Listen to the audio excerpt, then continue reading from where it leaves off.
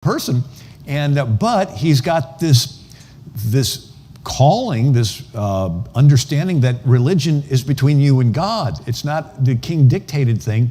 And he's 24 years old, and he converts and becomes a Quaker. And he writes a work called The Sandy Foundation Shaken, and for which he was imprisoned in the Tower of London for 8 months. Now, most people don't come out of the Tower of London alive. So this is pretty serious. And he asks for something to write with. And so they give him a pen and a paper, and the guards think he's going to write an apology to the king. King, I'm really sorry. And instead, he writes a work called No Cross, No Crown, No Pain, No Palm. He says, Christ's cross is Christ's way to Christ's crown. The unmortified Christian and the heathen are of the same religion, and the deity they truly worship is the God of this world. And he goes on, it is a false notion that they may be children of God while in a state of disobedience to his holy commandments, and disciples of Jesus, though they revolt from the cross. And so the dad, intercedes. He's finally released from prison. And one time William Penn urged his father, I entreat thee not to purchase my liberty. Right?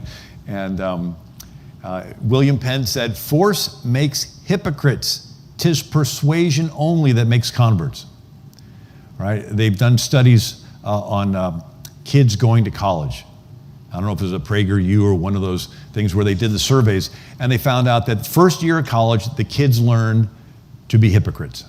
That they learn that you hold one set of beliefs in your heart, but you cannot vocalize those publicly. He reconciles with his son, and he says, let nothing in this world tempt you to wrong your conscience. And then the dad goes to the king and intercedes and says, look, my son, he's probably going to get in trouble again, and I'll be dead and won't be able to come to his rescue. Can you have mercy on him? Can you watch out for him? And King Charles II, to his credit, he says, okay, got this, right?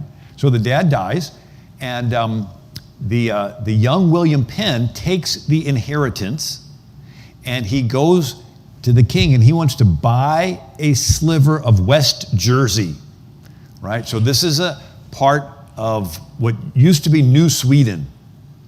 So when the Spanish Armada was sunk, remember we talked about that, Spanish Armada coming to England, and the Dutch and the English teamed up together and stopped them.